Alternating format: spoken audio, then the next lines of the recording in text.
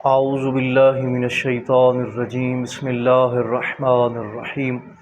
مومنین، نماز کے مسائل آپ کی خدمت میں عرض کر رہے تھے۔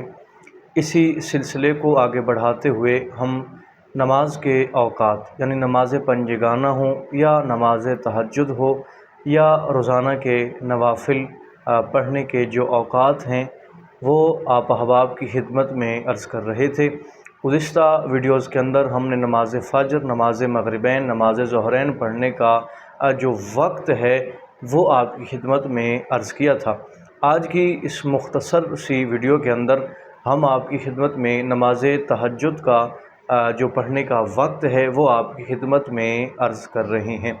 مومنین، یہ ہمیشہ یاد رکھیں کہ نماز تہجد مشہور قول کی بنا پر یعنی علماء کے نزدیک جو مشہور قول ہیں ان کی بنیاد پر نماز تہجد کا جو وقت ہے وہ آدھی رات سے لے کر ہے، یعنی 12 بجے سے لے کر اذان فجر تک آپ نماز تہجد کو کسی بھی وقت ادا کر سکتے ہیں۔ لیکن مومنین، یہاں پہ سوال کیا جاتا ہے کہ اگر اذان آ جائے اور ہم نماز پڑھ رہے ہوں اور 2-3 ہماری جو ہیں وہ رکعتیں رہتی ہوں تو کیا ہم اذان فجر؟ جی ہاں، آپ اذان فجر کے بعد بھی اپنی نماز تہجد کو مکمل کر سکتے ہیں، اس میں کوئی بھی ممانعت نہیں ہے۔ اس کے بعد آپ نماز فجر جو واجب ہے اس کو ادا کر سکتے ہیں۔